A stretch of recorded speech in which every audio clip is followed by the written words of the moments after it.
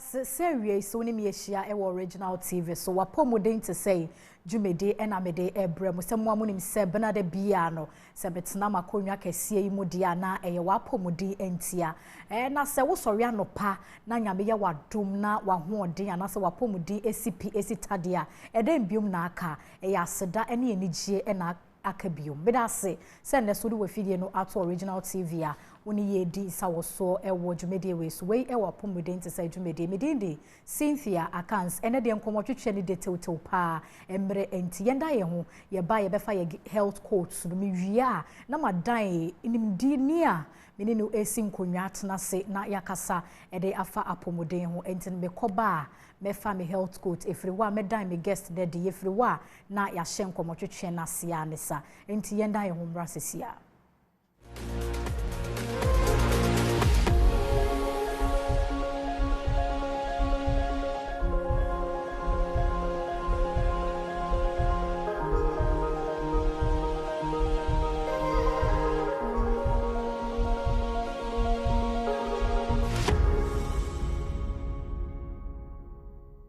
Safi ena wuri wafidie no ato Original TV we Wapomuden te say dwumedi a benade bia yesi nkonwa tena se ene nimdifo etena se na yapopo ensem a ebeda yapono so anasa Wapomuden ho ensem se ne ebe ya wa wo hwemie wa wo fi a wo yare obetimi esua bibi edi efre nti ene nso yesanso edi nhia medase se wuguso a ehwe Original TV ade bia no de wafidie no eto wa ne titru ene ebenada yemfa ye health coach ne ye ba medai openia ene mini ne besi nkonwa atena se na yedi nkomo enti yemfa health coach no sesia na health coach no ene na ye hwe se wiase nyina anase wo man no eyo my Ghana se ne manfo e Wapomuden padea ene no my Ghana ye wode ye wo sika ye wo bibia enti na Wapomuden wo hoi ehu hiama o my bia ene enti na opani ba kwa wode Winston e de abeto dwa wo kire mu e ka se wo man no na se amanfo a ewom no e Wapomuden pa na so mo wa hoɔden edi akɔne aba ye be kai se bra COVID-19 no eba ye ade ba kwa mampani na nado dankwa ekufu ado ede to dwa de bia me kai ne se wo se wo betena wa ye nhwe han ahyere nipa de a ene sika bia wo de bewura COVID-19 ko ni mu no wo de bewura na owia na se wo man ye ni sika kra kwan ya obefa so na wasan ye o man ye no betimi atekyere ne yie enti Wapomuden wo hoi e ya ade a ehia wo man bia ene ti na ene ye de sa health coach no ebro no wahu se wo my Ghana mu no enye se mampani enti sika emfa maw na emom se Wapomuden ehia no enti na BBC a na aban ne eye na famudie bia se wo betimi ama vaccines obetimi ama nduro na wo so ho atɔ enti ene ye health coach no eno no ene mpe opani a mene no esi nkonwa tena se na yakasa ede afa nkwe de ekofa nkwe ye Hernia ne ya ekofa eba kwaya obefa so enya ne titru ewo emema mu ene nti ene sa nkomotwetwe no ena yatena se amene producer yesi ehu behia se ye kasa edefa we sa ne se obewu se bema bi wo hono na yase ahwe no eya menim se no na ye nkwe ana se de na eya na ama 7 ne hwa no ahono na ye nkwe ana enti na ne mato ensa ede afre Dr. Frimpong Boateng Reginald amana beka mesa dog bibia bokode ohu ofe pa o we na ukoye doctor oh since doctor so bia no hofe doctor no so nya de ya producer se na nka ukoye de e pa de se mi misa nsam ne mfa ne kwa azo wo omo se ma na frefre ba mo se ya no wagya wo number ohu ofe dodo enti me dance se me to nsa de frel wa Japan se obeba na ya twetwe enkomo esa ne sa Wapomuden de ehia obia enti ene no na ye kasa de afa nkwe ya na se Hernia eya na dey ene kofa eba enti na me bisa se eye kasa Hernia eya na eye de eye bra na obete se yaw ewo be mani mu ana se bra ahono ne hwa no ahono ana se Hernia nkasa no de ene ye Hernia de mpo ne kofa ba okay Hernia na enye se ebra eye oya na ene ye Hernia okay nipa yewa eta ye mema ne manyina okay but mema no ana ase edoso kakra isane se sebe ye show maba no wo hye umame eyema eya na ewo so kakra wechi hanom enso time a we develop no fetus ni enyini no na esane ababa be hye osho no the woman say once I free inside na aba out no ekwan bi ebeda honom okay I was say anka bra ya wo wi no isi se sa kwan ne ensi a aha na che say there's a communication between oyemu abdomen no ene wo scrotum no eye ohwa no enti no se bibia pressure bia e bigina oyemu a na che say e pushi intestines no and a part of your organs no na kwa hye ho no tuku na ensi no no ene ade a ye frɛ no hernia eto da bi nso a ebia wofuruma no nso eno nso unyina saa onso no epie na adane kakra na asena kwa hyeem nti woso wofuruma no baabi wofuruma no won ekwan no nso esi sɛ eno nso ensi a de yo wayas no ebeye inguinal hernia ene ye frɛ na enkwe no but de ewo wofuruma no eno no ensi a na sɛ ebia onso na bibi epie fa ho no ma eno ne ye umbilical hernia nti hernia no enye wayas nkwan ne bitimi aye etimi ye wofu mu baabi eni kan say bia wakoye operation no operation no baabi a ewo say nipadua no ye friend we anterior abdominal wall no baabi etwae no ewo se bibia kese ni kama na emum san kan sieni na se kwan beda ho no ma na se bitimi pi efi ho no ma no nso no eno se hernia no emu foforo enti emmema dodo na ene wo sa enkwe ni bi yefunu de na na se ne titru de wo hwo amane mu no okay ehwomam de no ene ya na edoso enye bema bia na wo bi ewo bi de omni se ebetimi aba se obi wo ho no ma ekwan ne da ho no nanso ansa na hernia no ebipie no ewo se pressure bi ebigina ayema yemfa ne se te se ye wo hanom yi walls na wo hanom no ene ye yeyem walls no mene wo ena yeyem niema no ena gate eda honom se gate bia na hono na se pressure bi gina hanom a eba sisimi ni yidwane a yenya baabi a enko good ena se ba se gate no kra da ho na se ebie na se pressure bia me gina hanom a still na se menye de yempie ba se pressure bi begina yeyem na se ekwan bi kotwa bi ebeda honom a na se upie ekonom a eno ene de hernia ne eba omo si hernia na ye gumu ahodro be sesen ena yewo ahodro ndi anka ewum bebre sanka bia be the pictures no anti producer Mr. Fa pictures no etoto wo ma me na won kyerɛkyerɛ mu emfa mai de dikai enie nti we de we hia we nyina e wo de eye wayase no enu bi no ebetimi akwa anim kakra nti producer Mr. Yenkwa anim kakra we so enko we nyina we de eye wayase no ibi no dog nti we so yes nti we no te say de mecheche mu no wo hu nenso no ena epie ekọ ne hwu a ebe mu no eno ne bra unyini no tuku na ebeda ho no good nti se tuku na ensi a baby e de circle na etro inguinal ring no honom no ena se ensipe na chese bibia etimi ko honom se yensu a na se nsu ne kugina mu a eno ne e ka se wenya hydrocele eye etwo nti hernia ne timi ma wonya etwo wa na ma yenti ase etwo no yensu eno ne yensu pe yes ene kugina events moshua no eno ene ye hydrocele no etwo ba se onsuno no anase bia bibiti se bladder urinary bladder odun so twa no ekɔhye ho no ma enu nyina etimi mema anya enkwe no emma ohwo ama no enya akese not necessarily ebitimi nya bibia yes normal but the problem is say baby a nso na akɔhye enye ho ene ewo se ewo etini ewo ho na se cha enu ho complication ya omota de ba ebi onum etimi ye kese intimi nsa anko ebi etimi ye kese na afa se eye ne ya eno ni problems no that's the complications ayo mota edeba nti obi bebi sase de ntina emema na ya na wo munya enkwe ne dodo se wo de toto ema okay that's because like I explained before the male testis oshomaba no it started as adia ewo yem inside and pee eba out but obade so ni bi na ababa betu abonten na ebi a edituku na baba da all do ebitimi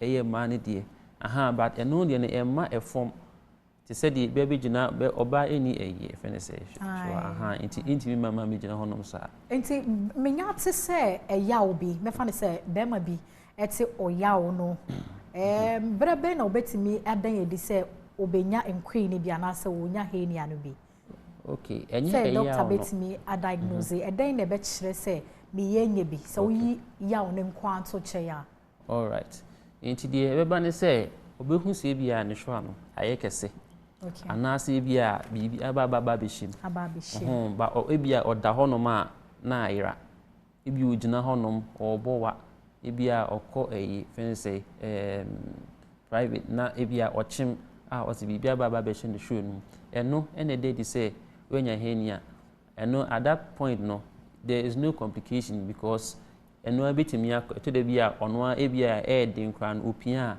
ebetimi akọ eno na dey say wenya Hernia eno na ya most of the time on the hospital say ni say na aye no show ma na wehu ana ebia mwashasi ebia okọ gym as you are lifting a heavy weight eno ye beba honsunsu anso ni bi de ya na ekofa ba no meboa te se okọ gym ni ade okọ gym upija niema nti mema omupija na de no mo wo bi pa nkwe enye omunyina ene wo okay dudu ba se wo tukuna ba beda ho no ma na so upija ha that's what we call a precipitating factor eno na precipitating ene pia oyemu niema no ema ne ko ba bia ene se ekọ achawati ase nti den ni den na ya na ekofa ba no Hernia no okay nti de be kwa ekofa ba say first of all we need to have what we call a predisposing factor no eno eye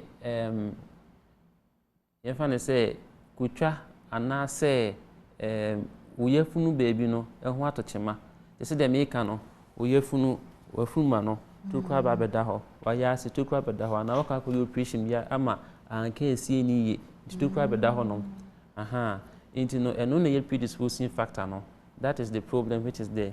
Now you need a precipitating factor eno na ye say pressure eba we juna oyem nti say bia o ko when you constipation if you are going to ease yourself like obechim ochima my pressure no ebi juna ayem say o hwinsi bibibi say o bowa saa ne mani na upija niema o ko gym and obi a friend say bibia de pressure bia ba juna ayem no eno ene pia oyem niema no ema ne ba friend say efa ekwan na ababa beda ho no ene ma ede in the symptoms no eba but in the uncomplicated or the early phase no eba ebitimi akọ okay na eye mofra so ana say eye obi a yes eye mofra okay eye mofra like I say a congenital is something unless the ebi akwa operation na eye ba beda ho no they aka no the holes have to close also to kuna nema na epi esi ensina se beda ho no sa na ene bibie timi epi ba blood pressure ba bejina oyem nti wo bibi sana obetimi enya eye cancer baby any cancer any na ebetimi ama se obema so benya ejaculation problems ana say it's unless say unya complication e wo ho anything that most of the time yeah you to amount for say bra e bia na any operation because cheno not niema kono not kono emu bi na ye kese so the bigger the hole gets the more contents from your abdomen will go into your scrotum. Now when it gets to a certain point na say niema na kono so wuntimi ensempie enkwa we call it irreducible so wuntimi ensempia enko biom. There can be cases whereby yes no ningina ye moja efa moja enkiti ko na se ekọ na se toku na fm no iso ha moja ni ntimi nko onso no de akwa hwe ho no we call that strangulation ti esa na onso no de akwa hwe ho no se ehọ na ebe sha ase aye oya one afan ko hospital ntem am ya new patient ntem a onso na ho no itimi into one kasa mu no betimi ewu. That is when you get a complication out of it. Okay, so I know you're dear. Okay. But like the people dying from hernia unless it's complicated, but ensure that and also sir.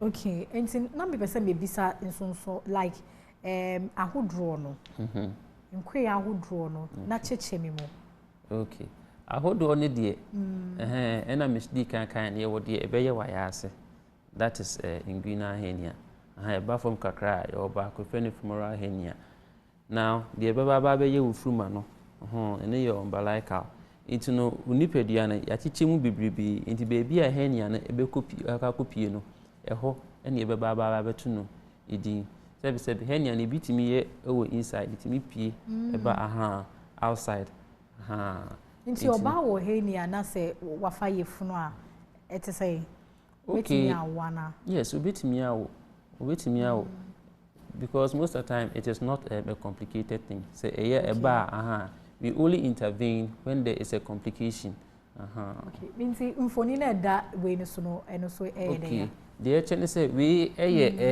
obi anya hernia na ye repair ye fix e mano no hernia enye yare a yanum edruma ne ko yes ye tukru na beda ho ntu be say ija ya de no wo usi tukru no etu no utimi hu ade na ewe kire yes net no ye friend mesh enti no ya ade a uba ebie baby a hernia ni ifri na ni ahwe ye fe bibi sack bibi e kwa de me chechire oyefuni ene ye friend sack enti be reduce niema na epie ba ne be san ka ahye ho ni ya chechire ni ya ka ahye ni ye de ayina e de friend mesh no ato ho no se na be ya ebe ma tuku no esili tuku no kama se na be ya hodin be ba begina mu a niema intimi sem pie ensa emabio nti we no just a picture of the repair process. Into more repair san ko fan so bia emma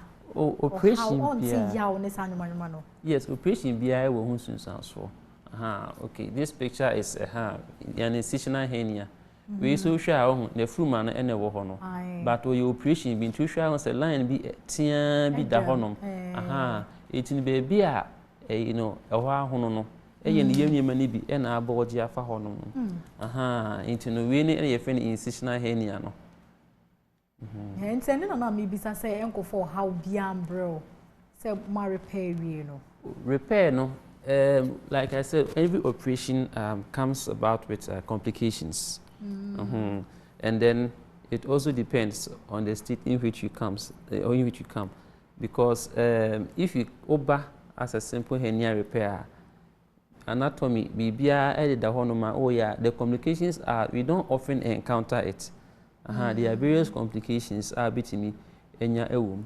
If you look at this one, enya adebia eye complicated bia se dihwe atoko no mo ayi no etwa no mo de ye repair no ye kete it no ade yellow no efa ayi no emema mo ene ye friend spermatic cord no eno no nchen na eye sac no hernia sac no ewo nti yi a na ye reduce na chese the mesh no te se ba first picture na you know na there no atwechi se na be very reinforce tukuru no na yakata so kama e de ama nti ye nie dura obi mu ye repairs ni wiade na mo de be mu pa na mo ye wie no anu no dro bia ni obi mo be when we repair eno anu no okay yes we call it a clean surgery.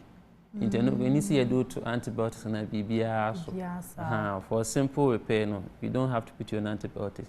Why a pain medication, and our medicine is advancing each and every day. In this is an open surgery. We have a laparoscopic approach, in which can use. Ni pana Johnson from Accra and Hano. Yao dear ubete, because you see it's a scar now your body is not the same as it was prior to the repair. Just send a baby how any occasionally some people may have pain and then like I said medicine advanced into who say BBC as time goes on we do research and we find out okay these are the things which are going to cause pain or post-operatively and I operation how a baby will be so. We take measures so as to prevent those things from happening. So the complication rate, no, as in obia or having pain, ebia and the show air no, a honum air and yabi no, you take measures and be ya sanny moving after surgery no ubia any mama because doctor be in honoma they need to say why you preach not they be our friend no sorry doctor that's me doctor that's me yes so every doctor tries as best to do the same because on hotona hotowa on also hotoni bi sanity wo de ye nkonom nsuo mra na se ye koje abrafo nkrato ne na ye no nsuo no ba na ye ba biomu na ye ne doctor di nkomo ebisa ne se kwan ben so ne ye be fa ye nya enkwe ana se ye be boye ho ban edi efiri mu na wo mo ekoye maye ya den ne be kire se ye nkonya biom atu atwa na enti ye nkonom nsuo ba ye ba so a mebia ahomatrofo no na wo so wa frefefefe ana sensem bi se bia wo no ye the WhatsApp line de betu dwa na wo so wo de wo nsem bisa no aba ye dan ye ho emra sesia na ye meto ankomo twetwe no so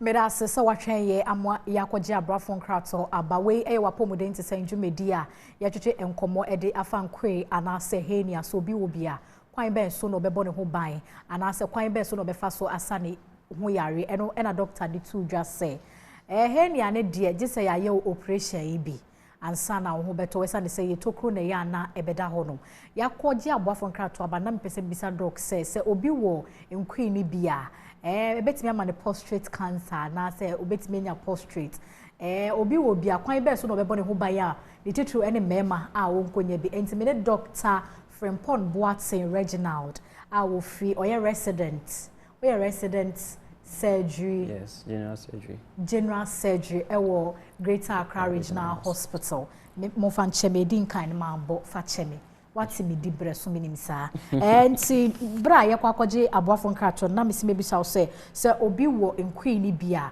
kwai be so no be fa so abode ho ban a onkonya bi anaso wo bi mpo a aside wakoye surgery na ba no eden ne wo se wo ya ebe san so aba biom na emma biom. Okay, so hernia enye say there's nothing you can do to actually prevent a hernia. Bibin who are between me, because like I say, a congenital idea, ya wo na se wo hono ma e wo hono. Nti ye de wo. Yetimi de wo. Yetimi de wo. Yes. Ya wo wewie no na wo ni bi obetimi abenya bi. Yes, betimi abenya bi. So to kone da hono ma e betimi hernia. Te se dem chechi mu no. Se bibi nko kan oyem niema na bibi empie ma. Nti sha se o ye niema o kojem. Utanya constipation.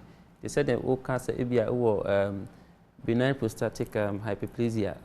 You know, all Johnson watching. When you to say, asthma, chronic cough, there be a boa. The pressure ba. In Tebema, what we call, like I explained before, the predisposing factor and that. Into no precipitating factor never can hope. Na ma hernia no aba. And only into no. Se abrofo no ewo eyibo mo fe ne hernia stress wo hye so le be ya the pressure ebe to baby a truku no one so le be ya just in case say no kwa after you've been diagnosed to prevent the complication because the pressure too keke so le be ya bibi ntimi MP emma but say as to obi bibi wunya hernia no de it's unlikely. The other one is say yen as doctors no we can prevent the incisional hernia because incisional hernia is a wako operation. Na wa be incision baby. Na baby a was a bia o kata hono and answer opam no. Baby a channel. Baby a channel, yes. A hono men see, you know. Those are the ones that can be prevented. Okay, because those ones are more acquired. And no the iatrogenic, it's no operation any diaba. Aside that no. Say adia yedia wo de eno de untimi enye yes na emema so munye bisa na ya na o sex life ne te say usually it's in the simple ones it usually doesn't affect their sex life but when seeking intervention in term if the hole is getting bigger, more contents from your abdomen, and now I didn't say a beshe or shwemu, and obema nons and no shwan la a they lie side by side. So if you show an air kesia, automatically your penis can get swallowed up in the whole process because your scrotum becomes very, very big. So in the complicated states, no, that's when it starts to affect their sex lives. For it to render people as infertile, it means that because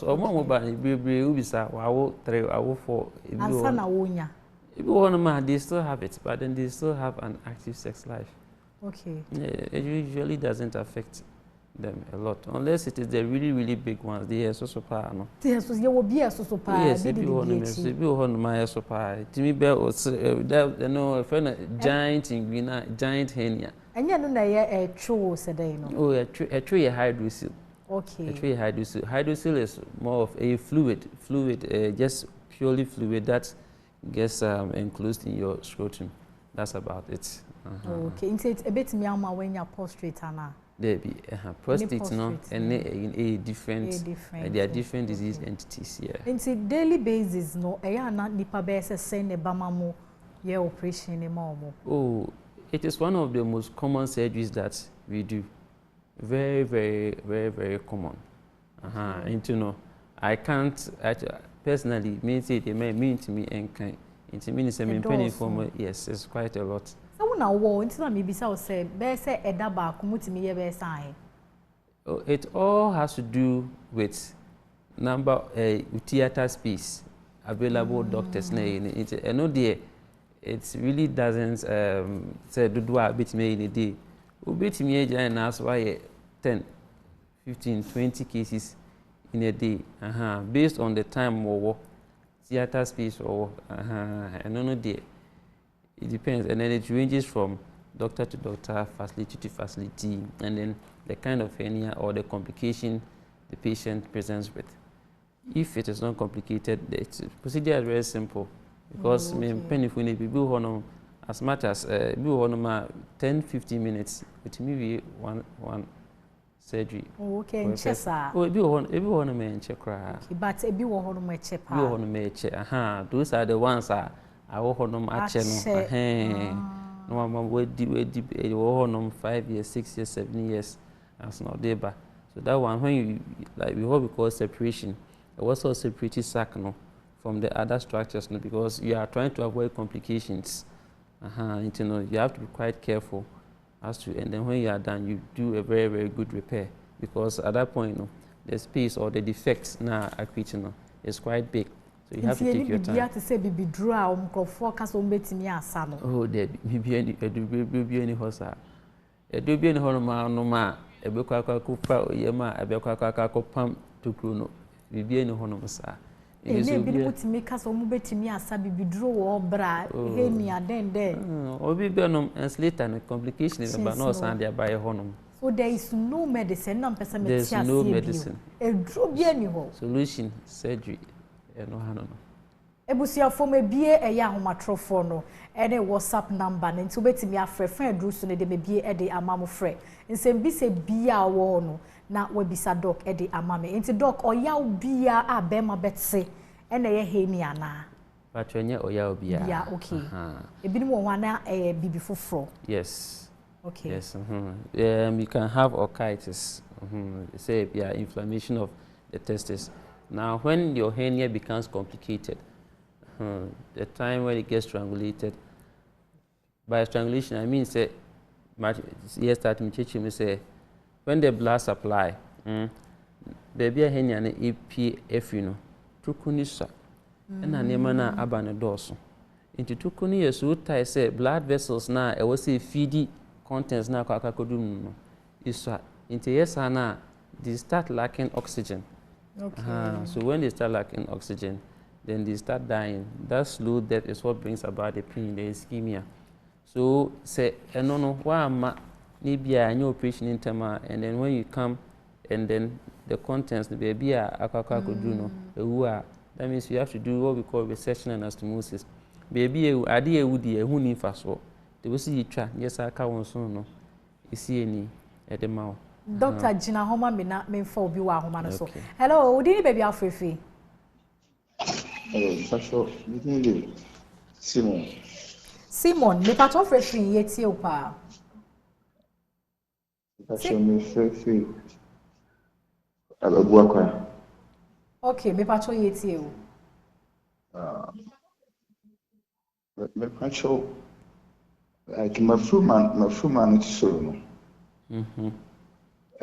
we be show her Puaba. Okay. Many friends in over 35 years, 20 years in the moment show. Okay. But sometimes Ohana the Philippines. Okay. See, my calls for time and drew now as a pains in the call. But last week, we go hospital, Dr. Abukucha scan, and I try to say a hernia, and she was so much a feel. Yes, I will be a one, and which are intimate and for yes, a bit me up a run very serious. Some send me, so when operation now, Ninya is on to be an answer. I'm on the or more than Subatiana, then the embassy.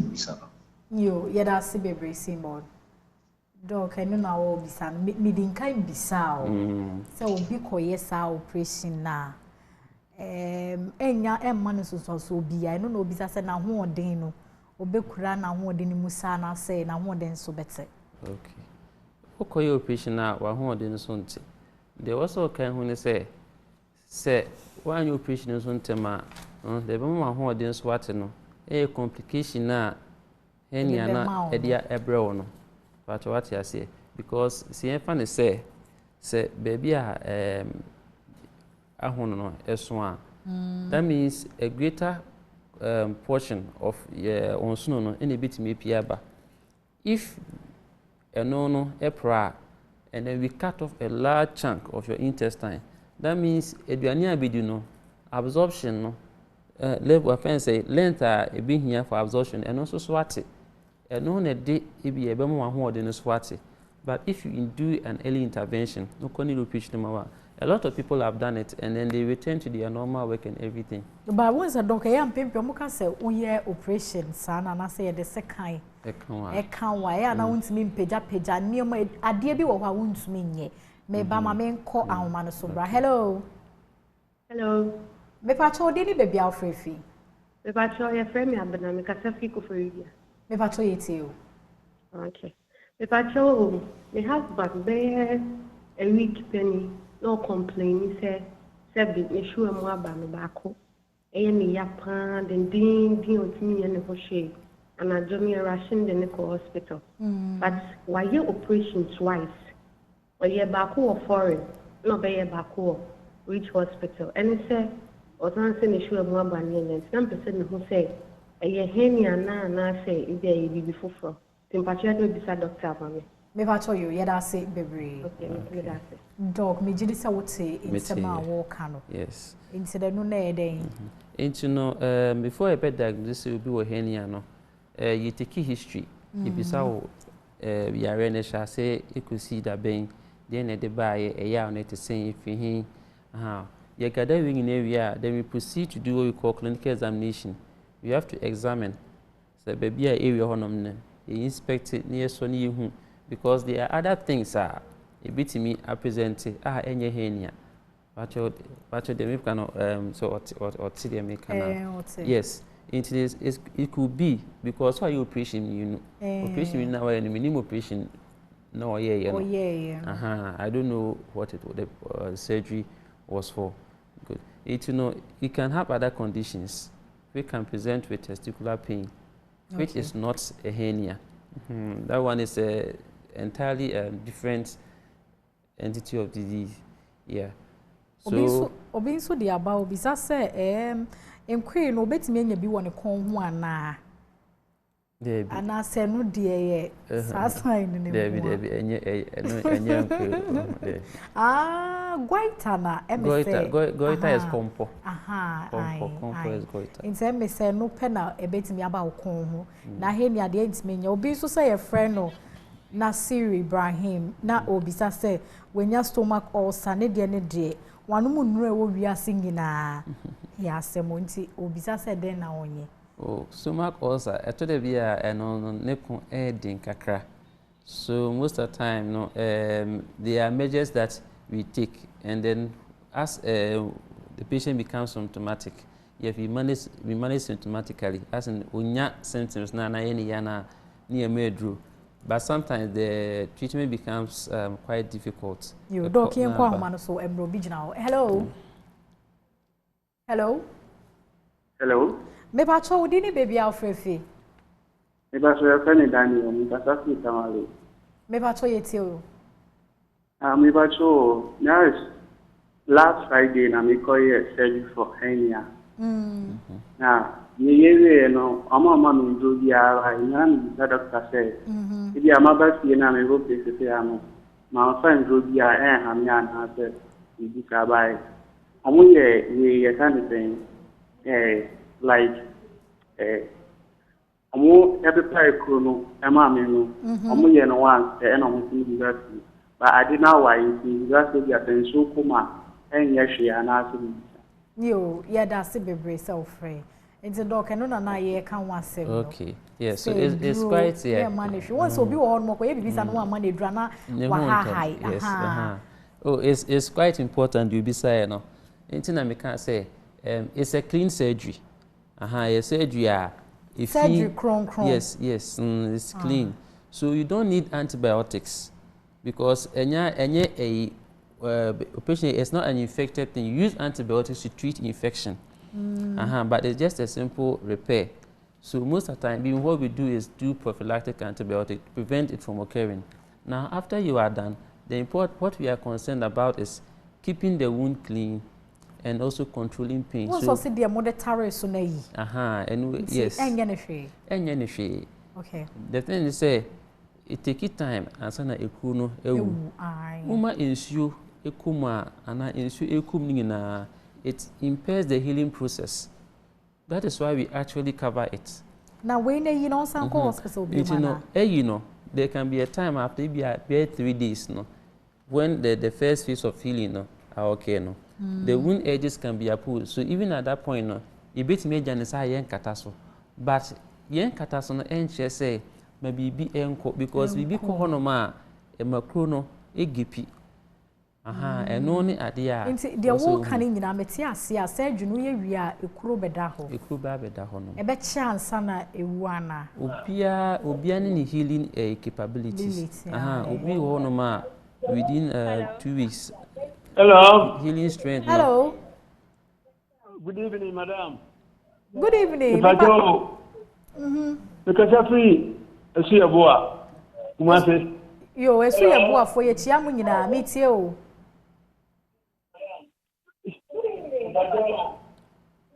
Me patrol Fran na one lover with TV volume no and yes sir would see me a free a TV ni mu a ebe ha adwene nti me sere wo a o frɛ ya se ebe yam po a anka dum with TV volume no se ne ebe ya obetime enemy edi enketa ho fefefe me da se enti doc na o kasa.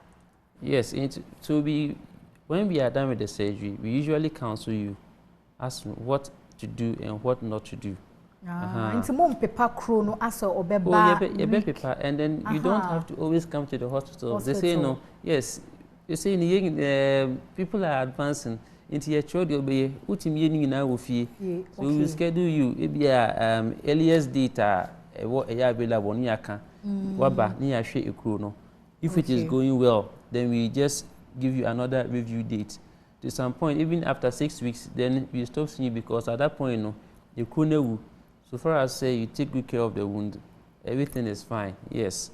So we counsel every patient after we discharge them on what to do. Okay. Obia say bisa bio na America say doc say wontimi nya nkwe no e wo kon mu ana bibisa na say okon ni mu. No. Dro ben we mu untimi enya bi. The counselor omo mame. Oh there be unya hernia ho no. Eno de ba Eno unya hernia. Okay, yem kwa homa no sombra. Hello. Hello, madam. Hello, me pacho me tie o papa. But the cassette with that audio. Yo. But your person, you know, as a boy one about why Cassius back from Patolito and Hernia another day. Yo, made us a papa so free. Or send it one about why Cassius. In Ruben and Mapa are both lab women. Yo, that's it. Okay. It's no, Bibisa no. Oka, also call hospital. Oka, was he taking history of what is happening to you? Then afterwards, we examine. Because, and yes, me bony. For all you know, it could be a testicular cancer. It can be a testicular cancer. Because I've had a case like that. My papa no hernia. The man had hernia. He had a testicular tumor, and then he had a high dose because cancer na produces you. And I baba be the show no. And a hernia also baby. Good. But the make and we know a cancer no. And the producing you but on a hernia dada. So you having a hernia won't predispose you to getting a cancer. Okay. They are through the pathology, and I said they are two different things altogether. So on at best, Onco Hospital, or if it's a hernia, it's a surgery that's going to be done. If it's a hydrocele, it is still a surgery. If it is any other thing, then they will counsel him as to what needs to be done for him. Yeah. Okay, see, hernia no dear, na ekum no form, ekum tempa so ba obi aba manus mama fan embraces ya. Hello. Hello, Pacho, good evening. Good evening, mama. Pacho dini baby afrefi. Pacho me dindi mama tika me kasa say so. In Pacho yetio. Mr. Me too is a question if I see an amisa na meshe. Pacho me ba boy or 8 years ba ni sure abanim. Operation ba store abanim mai eno no eheden. Yo, yeda se bebre mama. Dog ka ekese. Enye ekese. Me say na me start na me chichi me say osho maba no. Before I be you know, a idea so it descends from your abdomen into your scrotum. Now at the point whereby the line of descent, no, it is arrested at some point and it doesn't get into the scrotum, no. We call it cryptorchidism. Now there are various interventions. Also, Makoyo operation. Yes, MI. The thing is, minim no. Sometimes once the operation is done in stages, because it has to be picked up from one point of the abdomen and then put into the scrotum. And then that means there has to be the apparent spermatic cord, no? That is what the testes are attached to, yes. So there has to be what? Gradual lengthening for the whole process to be complete. So, I think she has to go to the hospital.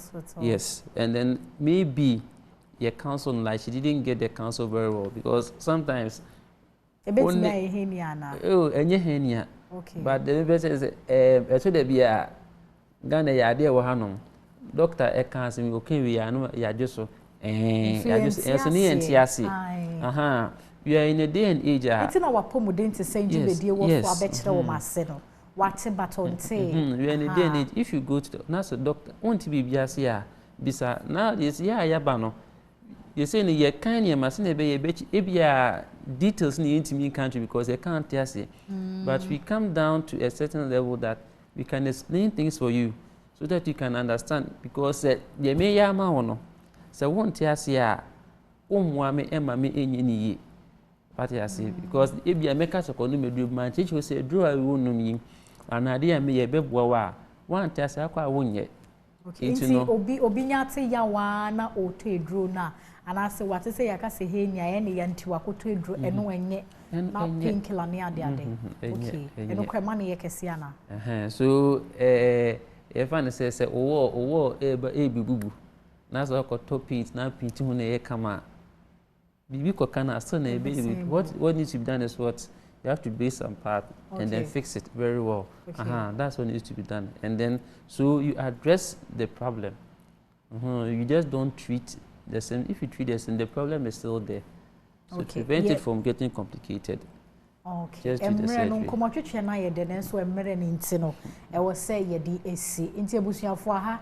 ena yede Wapomuden te say dwumedie ebese mene Dr. Frimpong Boateng Reginald ono pena ne din ehya ase efi ne say ne me hu bi da ena yedi enkomo oye general surgery resident or Greater Accra Regional Hospital emrano na ya yebeto nsa ede afre no surgery bebre wo ho no ma yebedi hu enkomo se ne yebeya yinina bete ye ho ase ede ntene da se ne yebesanso Asia Media production team ni nyina ase me producer ba kope me da ase bebre me di Cynthia Akans na watwe se ne mesa betina makonwa kese ye so sin me ne so na yedi nkomo Wapomuden te say dwumedie ni makra mo nyina